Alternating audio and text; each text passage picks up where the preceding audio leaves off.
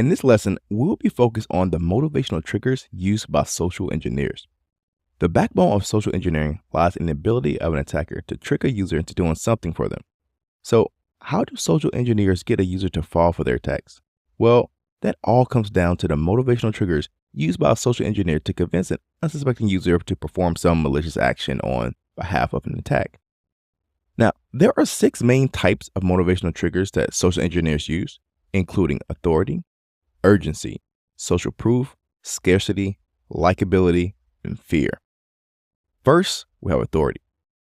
Most people are willing to comply and do whatever you tell them to do if they believe it comes from somebody who is in a position of authority to make the requests. For example, if an attacker pretends that they are a manager or a high-level executive within the organization, they will probably be able to convince some lower-level employee to do whatever they need to complete their attack. Or our attacker can pretend to be an important client that will have pressure on one of their employees to do something because, after all, they are the client and employee's job is to make sure that the client is happy, right? I have also seen social engineers try to pretend that they are an employee of a government agency like the IRS, and they will send you emails or leave voicemails claiming that if you don't call them back and provide them a payment for a late fee associated with your tax return in the next 24 hours, then they're going to send agents to your house and arrest you. In reality, though, they are not part of the IRS or the government at all, but instead, they're assuming that governmental authority to try to scare you into providing sensitive information like credit card number. This is just a scam that someone is attempting against you using authority as their motivational trigger. Second, we have urgency. Urgency refers to the compelling sense of immediacy or time sensitivity that drives individuals to act swiftly or prioritize certain actions. Now, these days, most of us are in a rush all of the time, and we just don't have the time to stop and analyze a given situation fully. By our very nature, most people want to be helpful. So if an attacker walks up to the front door of an office building with their hands full of boxes and claims they are late for a meeting, you may be tempted to swipe your access badge and let them into the building instead of making them put down all the boxes that they are carrying and swipe their own access badge, even if they had one. Most of us wouldn't even think twice about holding that door open, but using urgency, the social engineer can trick you into letting them into the building without providing their own identification badge. I've also seen social engineering attacks that rely on urgency when an attacker runs up to the person's front desk, hands them a USB thumb drive with a PowerPoint file on it, and tells the employee they have a big presentation to deliver to the company's executives in the next 5 minutes. But their printer is broken and they need the employee to print off 2 copies of the slides from that USB thumb drive. Well, if you take the device and connect it to your computer, the PowerPoint will probably open and print. But there may be some malware that is going to be installed in the background on that computer system without your knowledge. Since the attacker claimed they needed it right now for the presentation in 5 minutes, you have decided to skip all your organization's normal procedures for handling removable media, like scanning it for malware before connecting it to your network computer system. Or I have also seen attackers try calling up the technical support help desk and claim they are locked out of their account and need their password reset. The help desk technician may tell them that they need to come to the help desk in person to show their identification badge before their account's password can be reset. And the social engineer will use urgency to try and convince the tech support person that the password must be reset right now and can't wait since there's a big deadline approaching. Again, they are trying to drive home this sense of urgency to get the organization's employees to ignore or bypass their normal security procedures and then be able to gain access to their systems. Third, we have social proof. Social proof is a psychological phenomenon where individuals look to the behaviors and actions of others to determine their own decisions and actions in similar situations. Now, let's pretend that an attacker creates a website with fake and scammy information on it. They may attempt to use phishing to get people to get to their website. Now, that may not be very effective because people might detect that it was a phishing campaign. But what if I got people to start spreading the word about my new website on Facebook or LinkedIn or Instagram or whatever? And now their friends start going to my website because they think it's legitimate since their online friends posted about my website. This is the idea of social proof. If I can get likes and shares on social media for my scammy website, people are going to be much more likely to click the link because it has a lot of likes, a lot of shares, and a lot of their friends who claim they've used the site. So if a social engineer can trick one friend into posting about it, That friend might influence a second friend and then a third and then a fourth and so on. Remember, people crave being part of a social group. People want to have social interaction, and most people have an inherent need to feel included. So by using social proof, we can use that desire against them. Online marketers use social proof all the time. After all, before you signed up for this class, I bet you took a look at the reviews to see what others said about this course.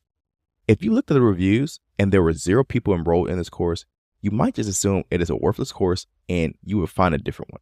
On the other hand, if you see that there's more than 100,000 people enrolled in this course and it has tens of thousands of 5-star reviews, you're probably going to think it's a great course and purchase it. That is the whole idea of social proof. An attacker wants to make you believe that everybody else is doing something, so that thing must be a good thing to get involved with. Fourth, we have scarcity. Scarcity refers to the psychological pressure people feel when they believe a product, opportunity, or resource is limited or in short supply.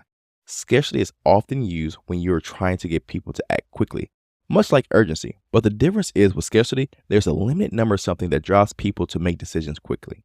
Most often, I see this tactic used in phishing campaigns to say something like, sign up now, supplies are limited.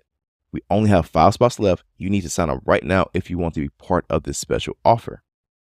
So a victim gets this email and is told about some amazingly low offer on a desirable product, like being able to buy a new MacBook computer for $1,000 instead of the normal $2,000, but only for the first 5 people who buy one.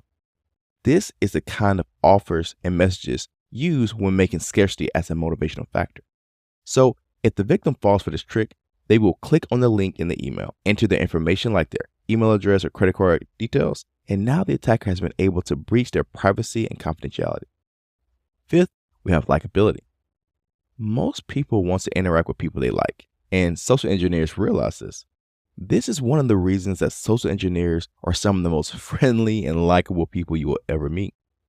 If someone is an angry or crusty person, they will repulse their victims instead of drawing them into their sphere of influence. So social engineers work really hard to be friendly, nice, and attractive to gain their victims' trust. When I used to work with red teams, it was a pretty common thing for them to have at least one very attractive man or woman on the team. I've personally seen having an attractive woman on the team is especially effective in gaining the attention of the vast majority of men who work in IT. So the way this works is that the attractive woman would talk to their victims about flirting with them or asking them questions about their work, and these guys will usually open right up about the things that they're working on in the organization. When it comes to likability, this can take many forms, including sexual attraction, pretending to be a victim's friend, or chatting with them about some common interest. For example, one of my friends used to work as a social engineer penetration tester, and he commonly would start up a conversation with the organization's employees based on the sports teams that person liked. So if my friend saw some Buffalo Bills paraphernalia on the desk, they would strike up a conversation about last week's game with their intended victim. Or if the person is into sports, the social engineer might strike up a conversation about a specific band, the latest action movie, or even their favorite television show. It really doesn't matter what the topic is, but using it to gain the trust and to be seen as likable is really what's important here. 6, we have fear. Fear can be a great motivator when it's used properly. In fact, ransomware and many virus scams are designed to play off the victim's fear, right? These types of attacks generally are focused on, if you don't do what I tell you, then this bad thing is going to happen to you. For example, ransomware might encrypt your files and then demand a payment or a fine of $200 to decrypt the files to regain your access. Or the attacker could use impersonation to pretend that they're from the Federal Bureau of Investigation, and if you don't call them or pay the fine right now, then they're going to come to your home and arrest you for some kind of fictitious crime. In this particular fear-based scam, the attacker is using 2 motivational factors together, both fear and authority, since they're pretending to be a government agent from the FBI. Here, you can see that sometimes we can overlap these motivations together to create an even more effective social engineering campaign. So remember, social engineers use motivational triggers to convince an unsuspecting user to perform some kind of malicious action on behalf of the attack. Social engineers use 6 main types of motivational triggers, including authority, urgency, social proof, scarcity, likability, and fear. Authority is perceived power or position that commands obedience or respect from others. Urgency involves creating a sense of immediacy or time-sensitive pressure to persuade someone to take action. Social proof is a tendency for individuals to look to others' actions or beliefs as a guide for their own behavior. Scarcity emphasizes limited availability or rarity to drive up demand or to convince someone to take some type of quick action. Likability is an attribute of being pleasant or agreeable so that someone wants to respond better to the attacker's attempts at persuasion. And lastly, fear capitalizes on the individual's anxieties or concerns to compel them to act in a specific way. These motivational factors can be used by themselves, or the attacker may combine multiple motivational factors together to create an even more effective social engineering campaign.